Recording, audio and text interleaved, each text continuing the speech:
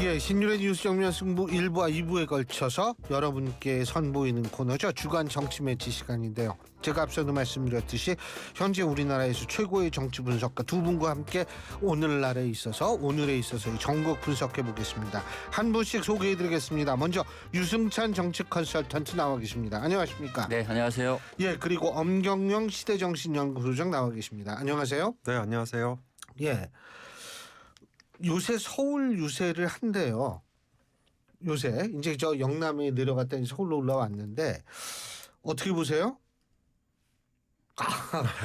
이 양보의 미덕을 또 아니 어떻게 보신다는 건? 이게 지금 비가 와가지고 유세를 비 엄청 오대요. 예? 네. 저는 인상적이었던 게요. 예, 비가 오는 게요. 네, 그러니까 비가 왔잖아요. 예. 어제는 이제 순천에 장대비가 쏟아졌는데 여기서 그 이재명 후보가 빗속에서 유세를 하면서 이제 이런 것들이 되게 그 좋은 어떤 반응을 불러일으켰던 것 같아요.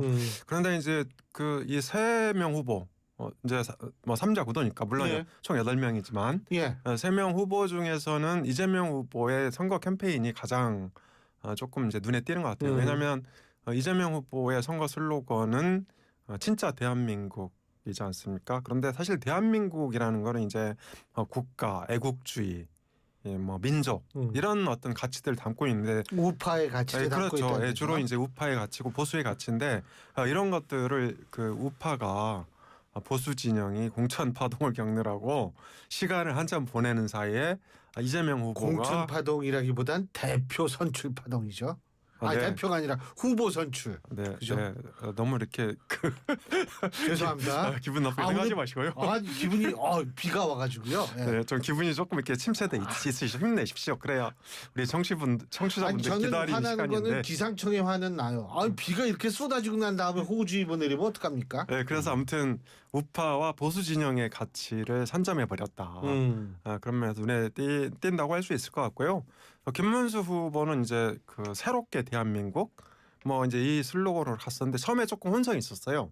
뭐 위대하게 새롭게 약간 좀 길고 좀 이렇게 톤이 안 맞는 네, 그러다가 새롭게 대한민국 이렇게 했는데 뭔가 좀 그 선점당한 그런 어떤 슬로건을 뒤늦게 따라간 듯한 그런 좀 아쉬움이 남아 있는 것 같고요. 이준석 후보는 이제 그 새로운 대통령, 그러니까 본인의 어떤 참신한 이미지를 강조하는 슬로건 좋더라고요. 네, 미래를 여는 네. 새로운 대통령. 뭐 좀 평이하면서도 굉장히 눈에 잘 들어오는 그런 어떤 그 컨셉을 활용하고 있다 이렇게 볼 수 있을 것 같습니다. 예. 뭐 말씀하셨듯이 저는 오늘 이렇게 그 강변도로를 타고 강남을 갔다 왔는데 비가 엄청나게 오더라고요, 정말로. 예, 길이 너무 막혀가지고 제가 약속 시간도 늦고 그랬습니다만은 이럴 때는요 지하철 타는 게 제일 좋아요.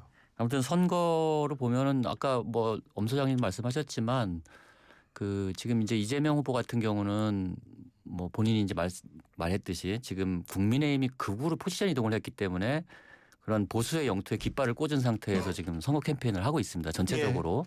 전체적으로 그런 이제 김상욱 의원도 오늘 그 유세차에 올라가서 그분은 얘기를 입당한 건 아니죠. 입당한 건 아니고 이제 지지 그 뭐 이재명 예. 후보가 진짜 보수다 뭐 이런 이제 워딩도 하고 그랬는데 홍준표 그 뭐라 그래야 되나 전 시장도 계속 이제 국민의힘을 공격하고 있죠 요즘에. 예. 국민의 짐이라는 표현까지 써가면서 공격을 하고 있는데 원래 국민의 짐은요 이재명 경기도지사 시절 그 이재명 후보가 만든 겁니다. 저 진보 진영에서 많이 얘기를 했죠. 근데 이제 어쨌든 홍준표 후보가 썼다는 것 자체는 사실 되게 의미심장하다고 볼 수 있고 그래서 전체적으로 그 이재명 후보는 굉장히 안정감 있는 캠페인을 하고 있다. 그러니까 이제 슬로건이나 포스터도 제가 이제 오늘 쭉 봤는데 포스터도 굉장히 안정감 있게 나왔고 그다음에 그 이 약간 부드러운 이미지를 강조하는 그 이 약간 그 옅은 색의 니트를 자주 입잖아요. 이제 그런 것들도 약간 이제 지금 1위 후보로서의 어떤 안정감을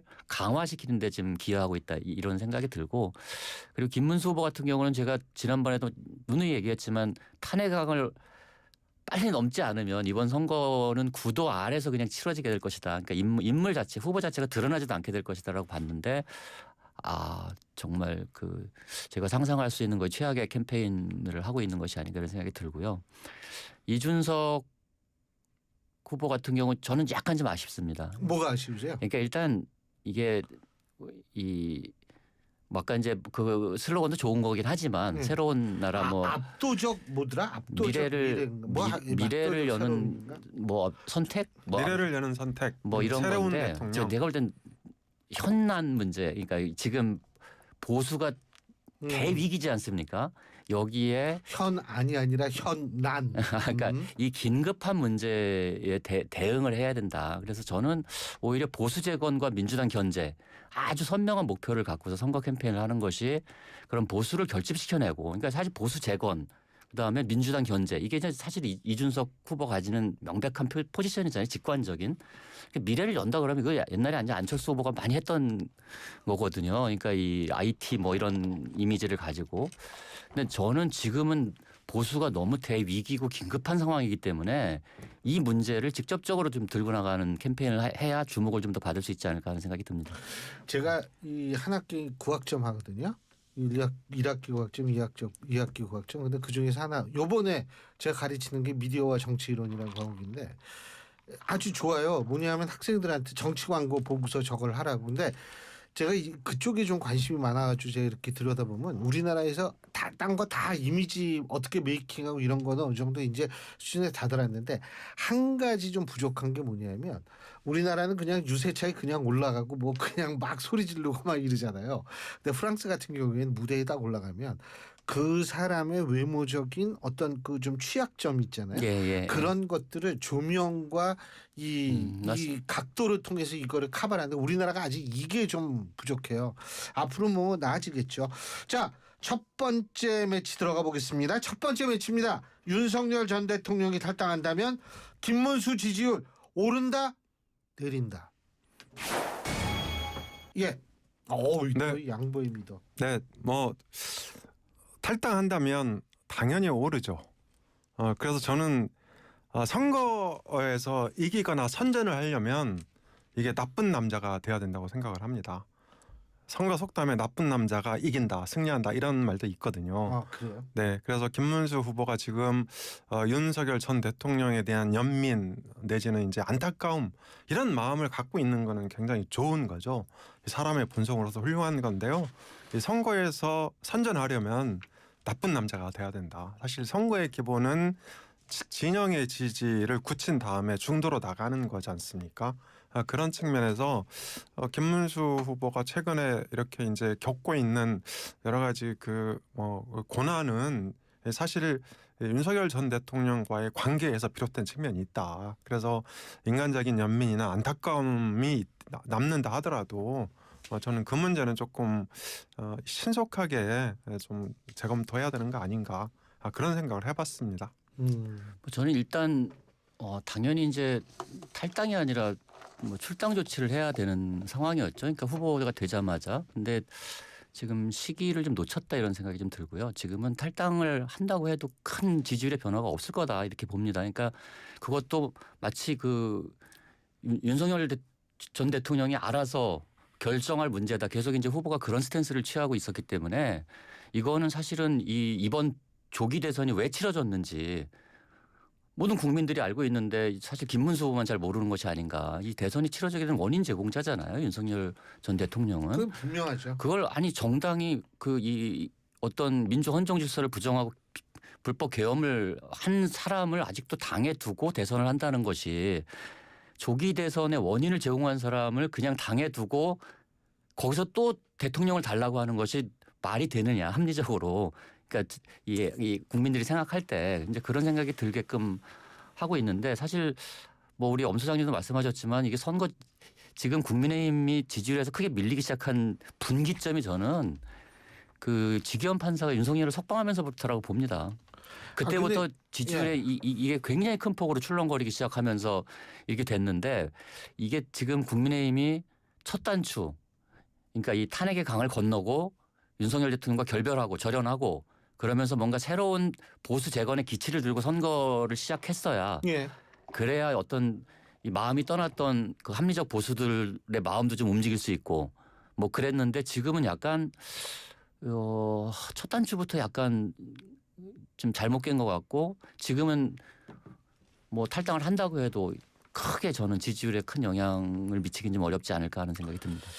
아니 그것도 그런데 제가 굉장히 그 미스테리어스한 그게 좀 있는데 이게 사실 윤석열 전 대통령이 탄핵당한 우리가 조금 쉽게 얘기한다면 쫓겨난 사람인데 그 친윤이 아직도 그렇게 저걸 한다라는 게 진짜 미스터리예요. 예? 제가 그 어디 저 칼럼에 썼는데 이 미스터리가 몇 가지가 있어요. 친윤들이 아직 주류한 이거 미스터리고 아니 윤석열 전 대통령 버티는 것도 미스터리고 예? 또 그거를 그냥 놔두고 있는 국민의힘도 미스터리. 아주 그냥. 근데 그 미스터리를 이제 우리 그 보수 언론들도 약간 이제 미스터리에 대한 분석들 좀 하고 있잖아요. 예. 지금 그 당내 주류는 대권 싸움을 하고 있는 게 아니라 당권 싸움을 하고 있다. 그 맥락이면 약간 풀리는 게 있어요. 있기는.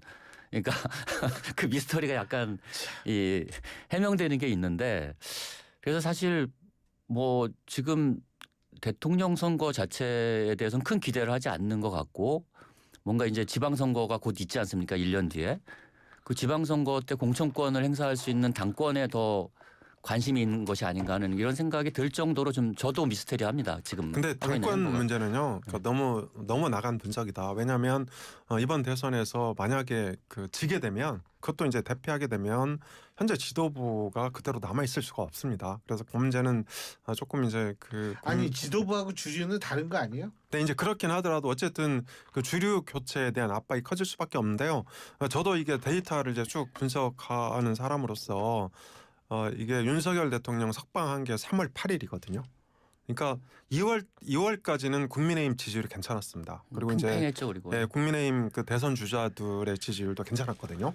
근데 3월 8일을 기점으로 그러니까 맥을 추지 못하게 된 거죠. 그러니까 12.3 계엄 이후로 윤석열 대통령에 대한 사법적 압박이 강도를 이제 강화할수록 사법적 압박이 강화할수록 지지율은 올랐고 반대로 이게 이 사법적 압박이 완화되면 또 지지율이 좀 떨어진 그런 측면이 있거든요. 그래서 국민의힘 김문수 후보라든지 지금 당 지도부는 이게 가슴이 아프더라도 현실을 좀 냉정하게 볼 필요가 있다. 저는 그렇게 생각을 합니다. 지금 보면은 이제 아까 이제 갤럽 말씀하셨는데 일단 이제 이 얘기를 하려고 합니다. 그냥 하세요. 갤럽 제가 나중에 다 할 거예요. 갤럽 이번 주 조사 보면은 항상 이제 그 보수 스스로를 이념 성향을 보수라고 응답하는 분들이 한 7, 80명 많았었거든요. 근데 이번에 그 동수로 나왔어요. 그러니까 이 보수가 296, 중도가 296, 진보가 295명 이렇게 나왔거든요. 이 얘기는 보수가 응답을 회피하고 있다. 안 한다는 거죠. 네, 응답을 회피하고 있고 이 결과가 지금 TK 지지율에서 드러나고 있습니다. 그러니까 TK 지지율에서 TK에서 민주당이 30%가 나왔고요. 이재명 후보가 34%가 나왔어요. 그 TK에서 이렇게 30%를 넘는 지지율이 나오는 게 굉장히 이례적인 거거든요. 지금 민주당이나 맞아요. 그 이재명 후보 같은 경우. 그래서 보수층 자체도 지금 김문수 후보를 지지하기를 꺼려하고 있다. 이런 것들이 이제 여러 가지 그 데이터상에서 나타나고 있는 것. 이것이 지금의 한계 아닐까 이런 생각이 듭니다. 제가 요거 데이터 한국갤럽 여론조사하고요. NBS 여론조사는 제가 조금 이따 제가 다 찾아놨으니까 조금 이따 개요를 말씀드리고요. NBS와 한국갤럽의 공통점이 있습니다. 팍 떨어졌어요. 국민의힘 지지율이. 특히 NBS는 매주 이걸 조사를 했잖아요. 네. 근데 전주 대비 팍 떨어졌거든요. 근데 그 이유가 전 뭐라고 생각하냐면 그 희한한 아까 그 소장님께서 공천이라고 말씀하셨던 그 경선 후보 결정 과정. 저는 이게 굉장히 영향이 컸을 거라고 봐요. 네, 그렇습니다. 전국 지표자 조사는 월, 화, 수 이렇게 이제 실사를 하고요. 그다음에 한국갤럽은 화, 수, 목 이렇게 3일간 합니다. 그런데 그 국민의힘 공천 파동이 금요일 저녁 늦게부터 시작돼서 그러니까 토요일이 피크였고요. 그리고 일요일 오전에 이제 정리가 됩니다. 그래서 이제 교수님이나 저희 같은 유승찬 대표나 저 같은 사람은 실시간으로 그런 정치 뉴스를 이제 검색을 하고 또 입장 정리를 하고 있긴 한데요. 이게 그 월요일하고 화요일 전체 신문 방송 이런데 완전히 도배를 했어요. 그래서 저는 월, 화, 수 이 국민의힘의 공천 파동이 그러니까 부정적인 어떤 뉴스를 월, 화, 수 3일간 그 엄청나게 생산한 거죠. 이런 것들이 이제 반영이 되면서 이게 전국지표조선 한국갤럽에서 국민의힘과 김문수 후보 지지율이 좀 그 약세를 보이고 있다. 이렇게 볼 수 있을 것 같고 또 여기에 또 한 가지가 더 있습니다. 윤석열 전 대통령에 대한 이게 뭐 탈당 논란이 이제 정리가 안 되면서 이것도 이제 부정적인 어떤 그 뉴스를 배가시키는 그런 요인이 된 거죠. 게다가 이게 그 이재명 그 후보가 이제 우세를 그러니까 점유하면서 방송 신문에 다 이재명 후보 얘기만 합니다. 김문수 이제 후보는 쏙 들어가는 거죠. 언론에서 사라지는 거예요. 이것 때문에 그 뭐 여론조사에서 국민의힘이나 이제 김문수 후보가 약세를 보이고 있는데요. 저는 다만 이것이 끝까지 갈 거라고 보진 않습니다. 또 뭐 이 교수님한테 누가 되니까 제가 구체적인 수치는 말씀을 안 드리겠는데요. 아이고 고마워라. 일부 이제 그 ARS 여론조사에서는 굉장히 그 붙어 있는 결과들도 어제 오늘 나온 것도 많이 있습니다. ARS 보편적인 평균이다 이렇게 생각하시면 돼요. 네. 그래서 저는 이런 것들이 뭐 좀 국민의힘 내부 정리가 되고 그리고 이제 이게 문제는 그 뭐 일요일 TV 토론인데요. 뭐 이전에 좀 정리가 되면은 다음 주 정도는 지지율이 정상을 찾지 않을까. 소장님 될 거라고 믿으신 모양이에요? 근데 예? 저는 긍정적인 에너지를 희망회로. 저는 제가 오늘 그래서 여기 방송 오기 전에 이제 1987년 13대 대선부터 이야. 갤럽 조사 전체 그러니까 D-20 부근의 조사와 실제 결과를 비교해서 좀 봤거든요. 근데 이제 그 추세가 꺾이거나 바뀐 적이 단 한 번도 없습니다. 그러니까 그래서 지금 이번 갤럽 조사에서 이제 이재명 후보가 51%가 나왔는데 이게 이제 기존에 주관식으로 하다 갤럽이 이번에 처음으로 이제 그 이름을 불러주고 이제 응답을 했기 때문에 지지율이 모두가 올라가긴 했거든요. 근데 갤럽 조사 사상 대선 후보가 D-20 부근에서 50%를 넘긴 건 이번이 처음입니다. 처음이고 격차도 이렇게까지 큰 격차가 난 건 이제 2007년 이명박 후보 정동영 후보 그 격차보다 더 벌어졌습니다. 지금 더 벌어져 있고요. 그래서 이 추세가 아까 뭐 이게 바뀔 수도 있다고 얘기하는데 기존의 그 1987년부터 지금까지 있었던 모든 패턴을 볼 때 이 결과가 바뀐 적이 단 한 번도 없고 그 격차 갭의 추세들도 계속 그 선거 당일 득표율까지 이어졌다. 뭐 그렇게 보면 저는 오늘 나온 갤럽 조사 결과가 전체적으로는 이 아주 결정적인 무슨 사건이 일어나지 않는 한 이 추세가 유지될 걸로 저는 전망을 할 수 있을 것 같아요. 그런데요, 저는 사실 뭐라고 생각하냐면 이 김문수 후보 캠프에서 이른바 고문을 위촉하는 과정도 5.18 광주 민주항쟁 관련 유죄 판결을 받은 사람을 고문으로 위촉했다가 뭐 5시간 만인가요? 몇 시간 만에 그 해촉을 하고 이런 일들이 도대체 어떻게 왜 벌어질 수 있는지가 아주 궁금하더라고요.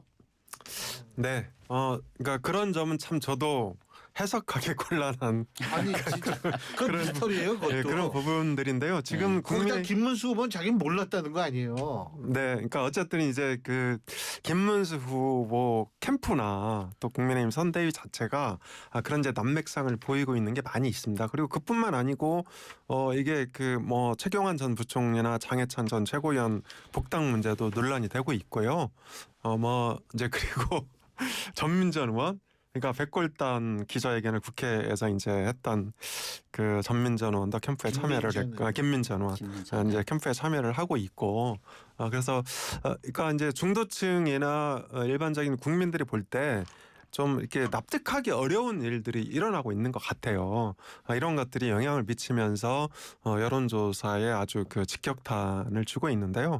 저도 이제 그 유승찬 대표가 말씀하신 그런 데이터들을 이제 뭐 쭉 살펴봤는데 맞아요. 그러니까 그 데이터들을 이제 보자면 오늘이 딱 19일 남았는데 19일 기준으로 볼 때 지지율 역전된 게 한 번도 없다. 예. 그렇긴 한데 지금은 조금 전 상황이 약간 다르다고 봅니다. 그러니까 국민의힘 이제 공천 파동이 원래 후보 확정이 5월 3일이었는데요. 이게 11일경에야 비로소 수습이 됐다. 이제 그런 문제가 있고 지금도 보면 보수 결집이 지금 이루어지지 않고 있거든요.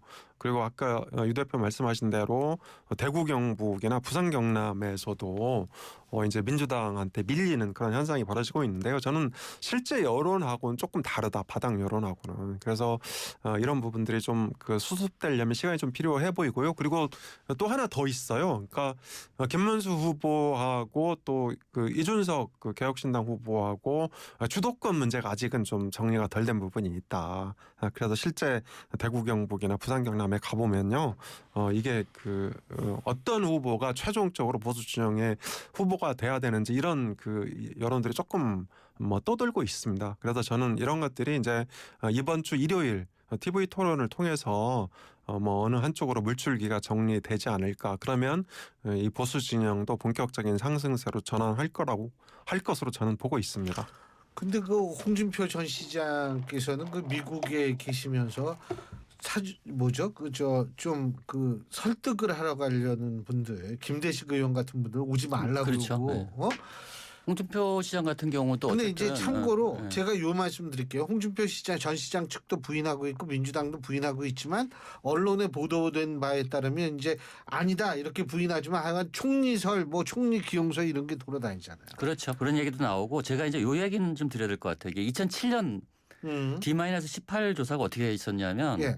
이명박이 40.7, 정동영이 15.2였거든요. 근데 이게 그때 여기는 더 큰 사건들이 많았잖아요. BBK라는 네, 엄청난 그렇죠. 사건들이 그냥 뒤집었잖아요. 근데 최종 결과가 이명박 48.7, 정동영 26.1이에요. 이 격차가 거의 그대로 이 BBK라는 어마어마한 공세가 있었음에도 불구하고 격차 자체는 그대로 유지된 상태에서 막판 결집들을 좀 이뤄낸 결과였기 때문에 저는 지금은 또 이번 대선의 원인 제공이 국민의힘에 있고 이렇기 때문에 오늘 나온 갤럽 결과와 큰 차이 없이 이제 여기 조금 더 결집을 하겠죠. 무응답층이나 이 무당층들이 좀 더 결집한 정도에서 선거 결과가 나오지 않을까 하는 조심스럽게 그렇게 예측을 해봅니다. 그런데 2007년하고 지금을 자꾸 비교하시는데요. 그때하고 근본적인 차이가 하나 있어요. 그러니까 2007년에는 대선 투표율이 63%였어요.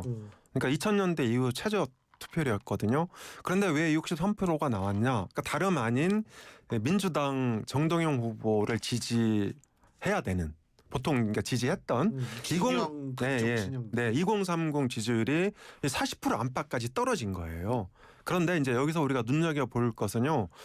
이게 60대 이상 투표율은 대체로 높습니다. 그러니까 이분들은 투표 자체를 일종의 이제 애국 또는 내지는 국가 기여 정치 참여, 시민의 의무 이렇게 생각하죠. 그러니까 되게 이제 의무이자 권리로 생각하는 경향이 있어요. 그리고 최근에도 물론 이제 4050 투표 의향이 굉장히 높습니다. 얼마 전에 선관위가 여론조사 결과 발표했는데, 근데 최근에는요 60대 이상 투표 의향도 굉장히 높아지고 있어요. 그래서 저는 2007년처럼 그런 극단적인 결과는 안 나올 거라고 보고 있고요. 그리고 이제 홍준표 시장 말씀하셨는데 제가 말을 좀 이어가도 되겠죠? 안 돼요. 네.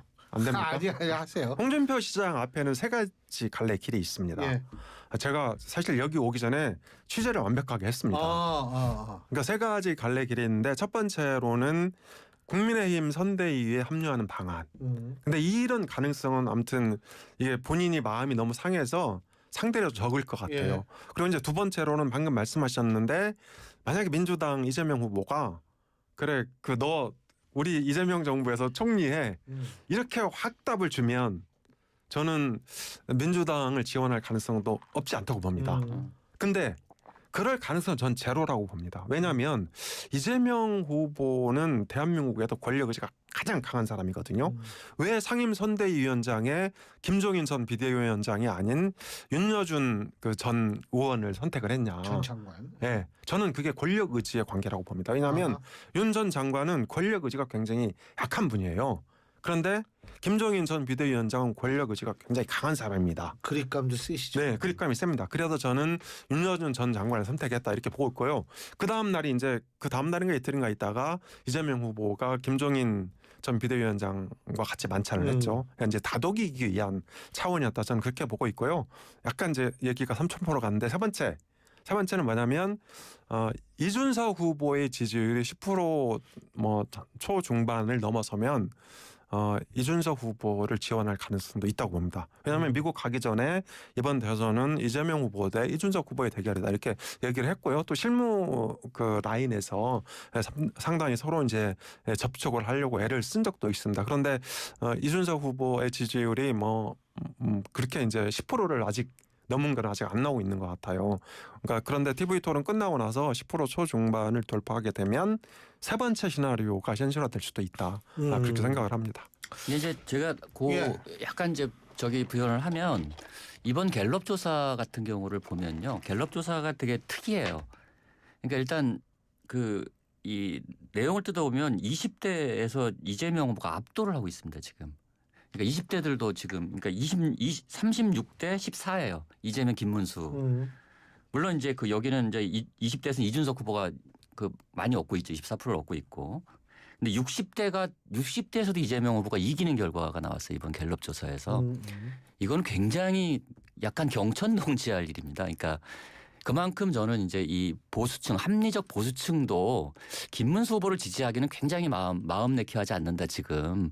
왜냐하면 저 지금 윤석열